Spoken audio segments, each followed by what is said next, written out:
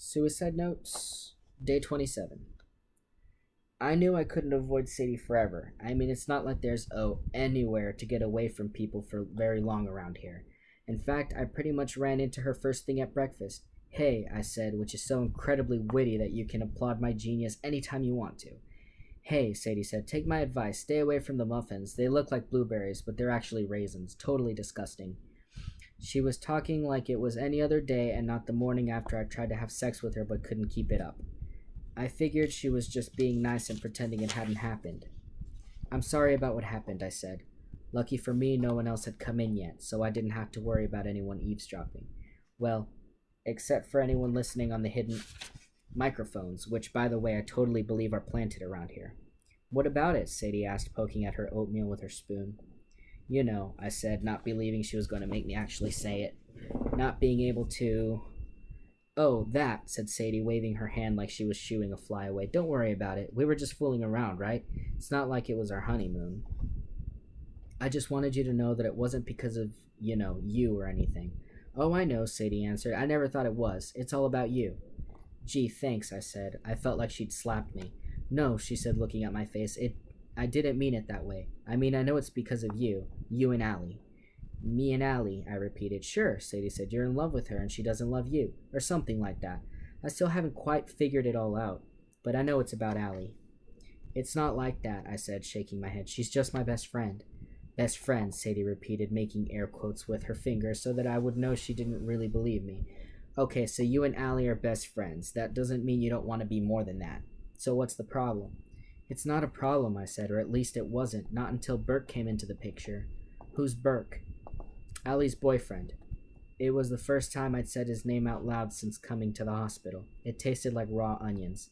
Sadie nodded. I get it now. You're jealous because Burke's got Allie, and Burke's all jealous because you and Allie are friends. That is such a guy thing. He probably gets all pissed off because he thinks she spends more time with you than him. Right, I said. And because she's a girl and thinks boyfriends are the most important thing in the universe, she told you she couldn't spend so much time with you. Something like that. Sort of. God, girls make me sick sometimes, said Sadie. Here's this jerk who will probably dump her in a month, and she gives up her best friend for him because he's too insecure to handle the fact that she likes to hang out with another guy. What a stupid bitch. I didn't say anything. Allie isn't stupid, and she isn't a bitch. If she was, what happened between us would be easier to forget. But she's not like that at all. Only I couldn't tell Sadie that because it would make her think I wasn't telling the whole story, which I wasn't. That's why you did it, isn't it? Sadie said after a minute. Because you lost your best friend? Pretty much, I said. I don't know. Maybe I thought it would make her feel sorry for me or something. Pretty stupid, huh? Not stupid, said Sadie. Sad. Especially because she doesn't deserve a friend like you. Then she got up and hugged me. I totally wasn't expecting it. Like I said before, my family isn't big on the whole affection thing. I mean, Amanda hugged me when she saw me, but that was just a case of temporary insanity. Normally, she would never do that. Even Allie has never hugged me more than a couple of times, and she comes from a big family of huggers. I guess I just have this invisible sign on me that says no hugging. But Sadie ignored the sign. She hugged me really hard, patting my back and squeezing me. I wasn't sure what I should do, so I patted her back. That seemed to work because she let go of me. I'm so sorry that happened to you, she said. But you know what? You don't need her. It's time you had friends who see how great you are. Maybe, I said. No maybe, said Sadie, taking my hands and holding them. Her thumbs touched my wrists, and I could feel her rubbing my scars. I let her. I want you to know that you can tell me anything, Sadie said. Anything. Thanks, I told her. You too. Aren't you two a cute couple? I looked up and saw Rankin grinning at us. He was carrying a plate piled with scrambled eggs, sausages, and toast, and everything else he could fit on it.